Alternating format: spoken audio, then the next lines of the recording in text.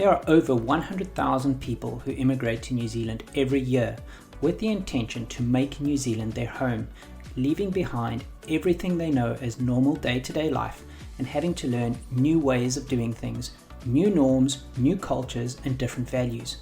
There are many people who struggle with this transition and find it challenging to adjust and settle, so they can call and make New Zealand their home. The purpose of this podcast is for me to share my journey and our challenges with the hope that you can learn from me and my family and have a softer landing. There will be good days and bad days, but with time, more good days. I believe we have made the right choice for our family. I want to try and help you do the same, but hopefully with a softer landing. This is Soft Landing, and I am your host, Brett Corlett. Welcome to this podcast, designed for anyone thinking about, preparing for, or who has just immigrated to New Zealand. Subscribe now so you never miss an episode. Drawing from his personal experience, this series will guide you through the process of preparing for your move and helping you navigate the challenges of immigration. Hey everybody, welcome back and thanks for joining again. You know, I've been giving it some thought. Us as immigrants, we really, we do a lot of planning to move to another country. And that's one of the reasons I started Soft Landing is I share a lot of how-to guides to try and share my experiences to help as many of you as possible when you move to New Zealand to, make it as easy as possible and to eventually, hopefully make it home. But one of the things I don't think we give enough thought about is what if something goes wrong? And in my life or our situation, last year, we actually lost my sister-in-law to cancer.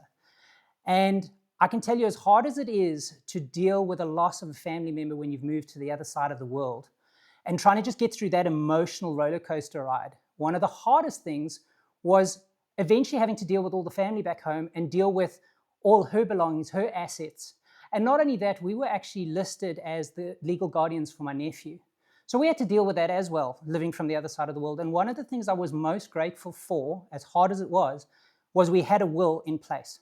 Because when we had to finally deal with the executors and get to that point of not only dealing with, although her estate was small, divvying that up amongst the family, and I promise you people can get ugly when it gets to that point, but also it gave us guidance on what my sister-in-law's wishes were after she had passed, i.e., one of the most important was making sure we look after my nephew and getting him here to New Zealand. And he arrived here a month ago, so I can tell you it took us a long haul, but it's one of the things that we've finally got right, and we've actually done right by my sister-in-law. But what it reminded me is how important it is to think about when things go wrong and to have that will and testament in place. And I'm grateful we did in her case.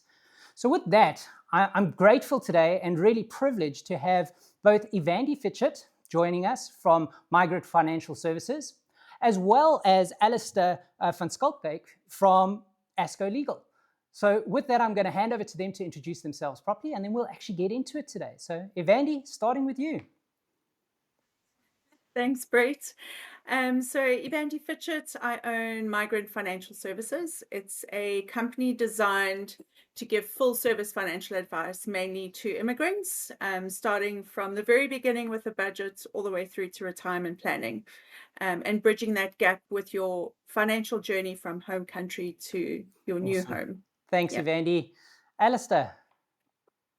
My name's Alistair van Schalkwyk, or if you ask Kiwis, Van Schalkwyk is the best translation we could. Yeah, I know. So I actually qualified as a solicitor in South Africa at TIX. Practiced in South Africa for a few years before coming over. So I've sort of worked both sides of the ocean, so to speak. I'm now director of ASCO Legal. So we're a full service law firm. And obviously we have a good group of South African clients, and we understand, having gone through immigration myself, what a harrowing process that can be, and also the kind of things people should be putting in place. You think you get here, the job's done, not necessarily. That's a little bit about us. Thanks, Alistair. Just I can tell you, you think the job is done. I'm only 3 years in, and there's always surprises. There's always something new. I'm constantly learning, so definitely hear you there. I got to ask, before we really get into it, Alistair, how long have you been here? Because you haven't 100% got your South African accent anymore. Well, I'm English-speaking South African. I actually grew up Afrikaans till I was about 6 years old. Yeah. My parents wanted us to wear shoes when we went to school, so we Yeah. went in English school, not an Afrikaans school. That's what they told us anyway. So I am fluent in Afrikaans. Ek kan Okay. Afrikaans redelik goed praat. Oh, Ek wow, gebruik dit brilliant. nie baie nie, maar Okay. ek verstaan dit baie goed en Okay. but I've certainly lost the accent over the years. We came across in 2009. Okay. So you've been yeah. here a little while. You've probably got your little black book as well. So you're well on your way to becoming a real Kiwi, and the rest of us are just trying to catch up. Yeah. And it's a journey. It's a journey I think it's well worthwhile. That's for sure. No, thanks, Alistair. Well, maybe with that, if we get into it a little bit, I just really want to understand, do we need a will straight away when you get here? Can I not use the will that I had back in South Africa? Why do I even need a will? I'm really trying to understand this a little bit, and maybe we could get into that. I don't know, maybe one of you could start. Maybe Ivandee, explain why. Why do we even need to consider this? Yeah, so it's a conversation I have with clients even before they leave. It's one of the things we tick off is to make sure that they have a will in place. In SA, we do discuss if the guardians are potentially going to change by the time they get to New Zealand, or if the guardians are going to stay in South Africa, because that does create an extra layer of complication, I think.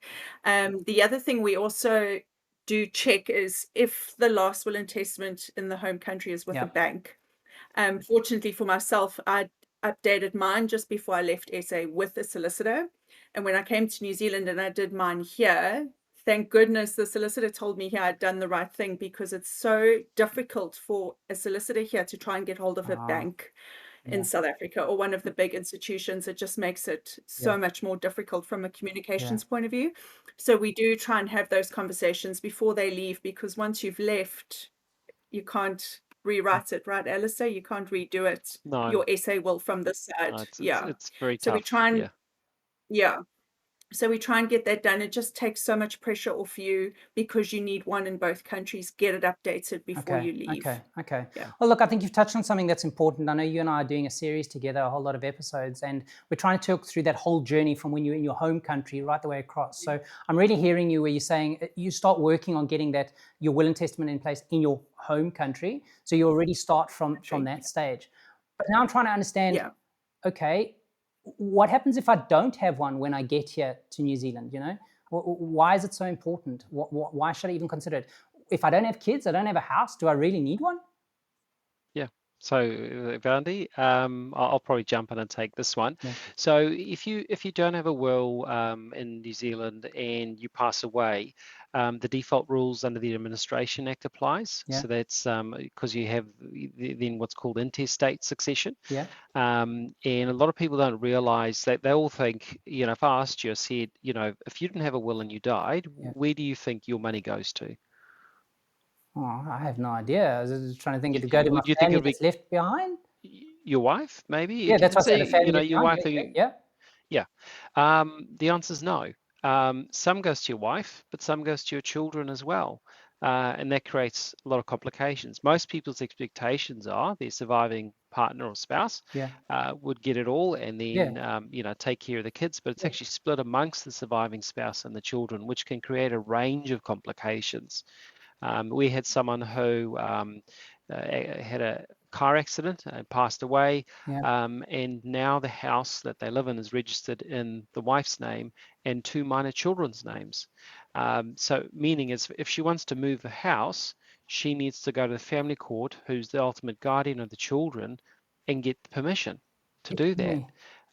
So there's some real sort of unforeseen consequences with doing it that way. The administration process is also a lot more complex, and that's why we always recommend clients to get a will in place.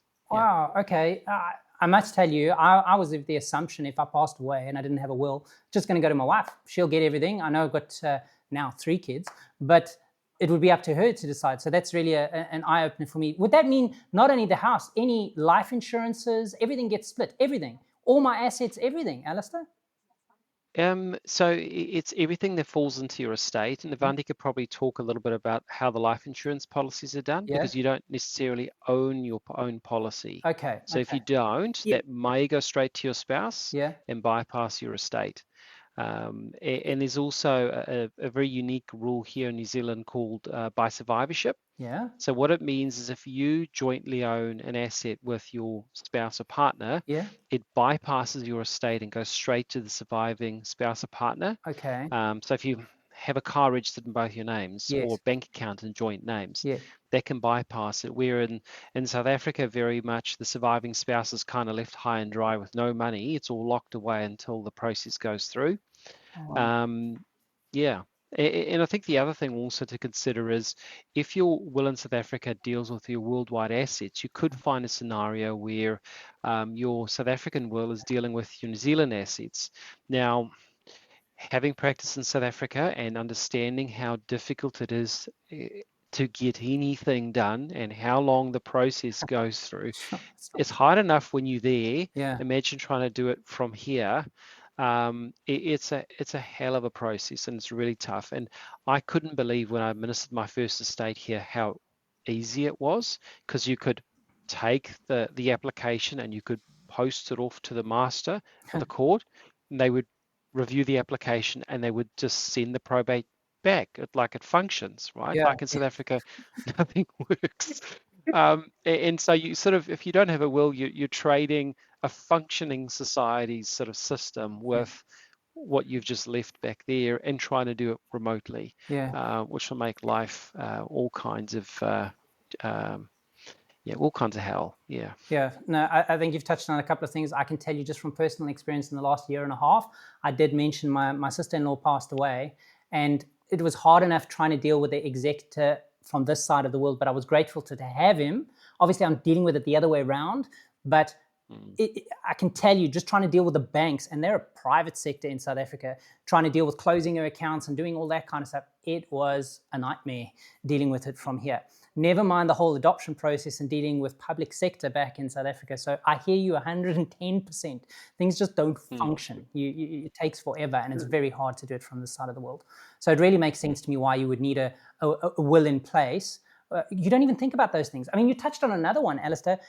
What if you have, like Ivandee, you mentioned it, you have a property still in South Africa. You also had, when you first moved, you had your car still back in South Africa. So God forbid something had happened, you still got to deal with that as well as whatever you got on this side. So it can be a real nightmare. Yeah, which is why when I did it in both countries, the solicitor here said to me, thank goodness there's a conveyancer there that he can get in touch with. So they attached a copy of my life cover, and what they'll do is, should something happen to me, he'll contact the attorney in Cape Town, settle net bank, transfer title over to my dad. Like, it's one human that they need to get hold of to do that process. So to sum it up nicely, if I had to ask the question, what are some of the common mistakes people make with not making a will, or when they move across in relation to a will? What are some of those common mistakes that people make when they're doing that planning? What are the things that they forget about or don't think about? I think a lot of them do think that the South African one is valid in New Zealand. I haven't seen too many people do it, but you do every now and then get someone that's done an online will. And why can't you do that? Which was interesting. Well, with children in New Zealand as an immigrant, I think that's where the biggest problem comes in. Hey, Alistair? Yeah. The online one? An online will, look, if the three of us looked exactly the same and wore exactly the same clothes and all had 2.5 children, and everything was the same, an online will is great for that, right? For the perfect family that is completely normal. Now, none of us are the same, and none of us are normal, so you can't mass produce a cookie cutter that. So I guess the thing is, people go through those processes, and it's IT people that program it, and they ask some reasonable questions, but if you don't have the advice, you may not touch on guardianship as an issue. And you won't get that sort of experience and go, okay, actually I should think about this, or I should do it that way. And the questions, example, when we talk about life insurance, it's outside of a will, but we might be saying, okay, but who owns your policies? And a lot of people don't think that through. And think of the repercussions. So it's the advice, and it's an online tool that you could use, but I would say at your own peril. Okay. No, that makes sense, Alistair. Then, as a couple, would you need to do separate wills? Do you do joint wills? How does that work? That's a good question. So, because I think in South Africa, that's right. I'm thinking back now. You could do joint wills. In New Zealand, you do your own. So each, they can. There is a concept here of what's called a mirror will. So, if it's intended to, one reflect to the other, husband to wife, wife to husband, and then to their children. The difficulty with mirror wills is the idea is you can't change them later on. Which could be problematic. So normally you just do them as ordinarily standalone wills for husbands and wives. Understanding if something, the proverbial bus sort of hits you, Brett, and then 10 years later she finds someone else and they all sort of move on. Alistair. Her will's gonna, mate. Her will's going to need a change. So she needs the ability to do that. So yes, standalone wills for people. Okay, no, that makes sense. Now you've got me thinking. So I've just explained the situation we went through with adopting my nephew. So now I'm just trying to think with my kids here now and in the will, with nominating the guardians, what if the guardians are not residents here in New Zealand? Is that a problem? Because I'm telling you, my support structure here, I've got some people, but they're not necessarily residents. They might be on work visas or whatever else. I'm just saying, is there an issue with that, with putting that in your will and who's the guardians? Have you come across that, Ivandee? An issue like that? Yes, I have. Yeah. But it becomes an immigration issue as well. So that where an immigration lawyer or immigration agent would need to step in to do the visa process. Okay. Yeah. For the child. Sorry. Yeah, it can be really tricky because ultimately the family court here is the guardian of their child or children. In the family court will appoint a barrister who would be looking out to see what's in the best interest of those children. And an immigration might be required. I think it'd be hard pressed to convince the court it's a good idea to send children back to South Africa. Okay. And then also just thinking with the, you've explained to me that we have to have a separate will now, and I get why now, because I'm going to get hit by the proverbial bus and my wife needs to be able to carry on, so I get it. But I just wanted to also understand, how often should you review your wills then? Is this something you got to review regularly or only when something changes in your life, or how does that work? Yeah, very good question. So there's some fundamental trigger points that you should sort of relook at your will. And when we prepare a will for a client, we hand them a copy of the wills. We retain the originals. But on that copy envelope, we've got pre-printed, saying, I'd say 5 to 8 years is a good rule of thumb, unless sort of one of those scenarios happens. So someone in the immediate family passes away, you have more children, you want to disown one of your children and cut them out the will. Don't give me any idea. Whoever's going to be the guardians or appointed guardians no longer suitable or able to. You've got a significant change in assets. You've inherited money and you want it to be dealt with in a certain way. So as an example, often if like the wife inherits a lot of money and it's from her side of the family, she kind of wants to make sure it stays in the family. So she may want a provision that a certain portion of it, instead of going to the surviving spouse, goes straight to the children or something like that. So things like that to trigger the way your wishes, your wishes no longer reflect what you want them. Well, the will no longer reflects your wishes. No, thanks, Alistair. Maybe one other question now. Let's say I've done all this. I'm starting to understand why we're having our separate wills, how often we should be getting it updated. Who keeps the will? Do you keep it? Do you get a copy, the hard copy, and I get to keep it? Or does it get kept with you guys? I'm just trying to understand where does it actually physically sit? Yeah, so normally we would hold the will in safe custody. While we're in a very digital age now, it's still, we have to submit the original will, and it's a bit of a process if the original will can't be located.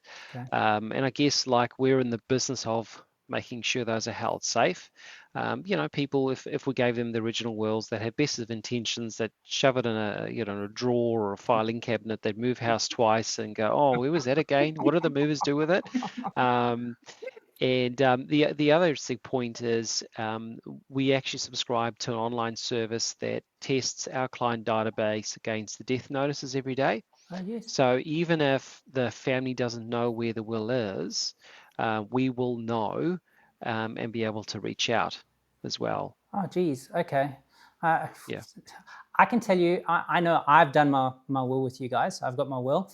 Do you think kind of where a copy of it is? I probably don't know.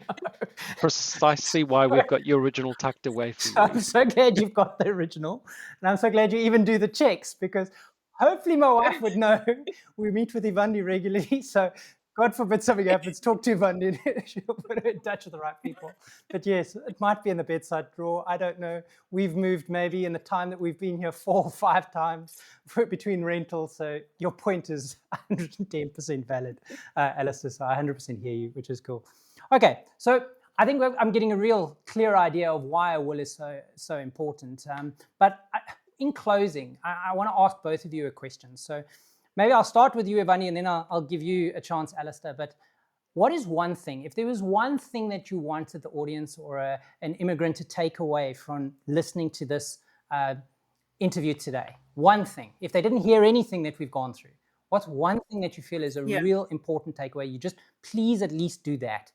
What is that one thing, Ivandee? Yeah. I think the biggest thing is, especially for families that have immigrated with children, that for me, I think that's the biggest thing, is to protect them should something happen to you here and make provision for them.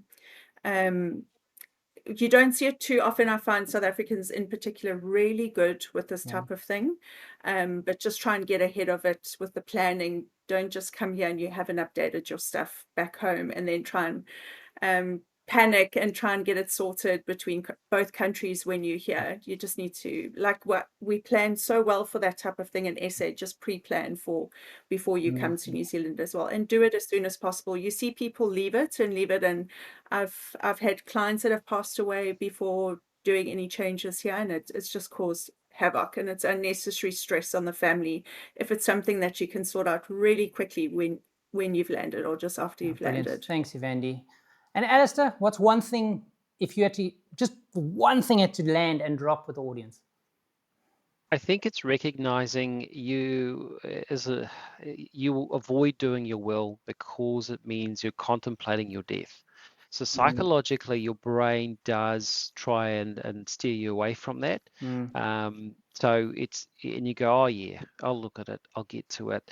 And a lot of people just put it off and put it off and put it off. We had clients who many years ago now we were chasing them up to sign their wills. It's all drawn up and ready to go, and oh yeah, we'll get to it.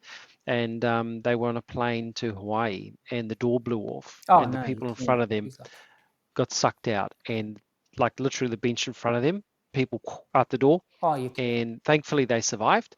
And when they landed back in New Zealand, they came straight from the airport to our office to sign their wills. So, if you haven't, even if you've got a will but never signed it, that is difficult, because you then have to prove it and get it sort of proven in front of the court, and then it's up to evidence. It's a very expensive process. So yes, you're going to avoid it mentally, recognize that, and just push through and get it done. Once it's done, you can then sort of rest easy. No, thanks, Alistair. Look, I don't want anybody to have to get the kick up the butt to go to that extreme. So hopefully, I agree with you. For anybody that's about to travel overseas right now, doesn't happen often. I think plane is one of the safest places to be. So you've got more chance of being just before December holidays. Hey, that's all the more reason we're telling you, get your will signed and in place. Get your will done. You never know, that door could fly off the airplane. So no, 100% get it. No, well, with that, maybe I really wanted to thank both of you for your time and just sharing a little bit and trying to explain to us why it's so important to get that will and testament in place.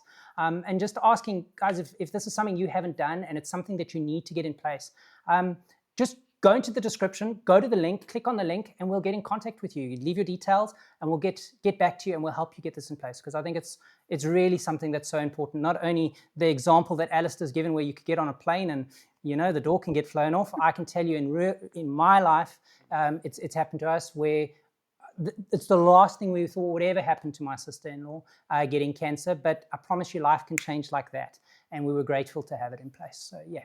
So thank you to both of you for joining us. Really appreciate it. Thanks, Brett. Thanks, Brett. Cool.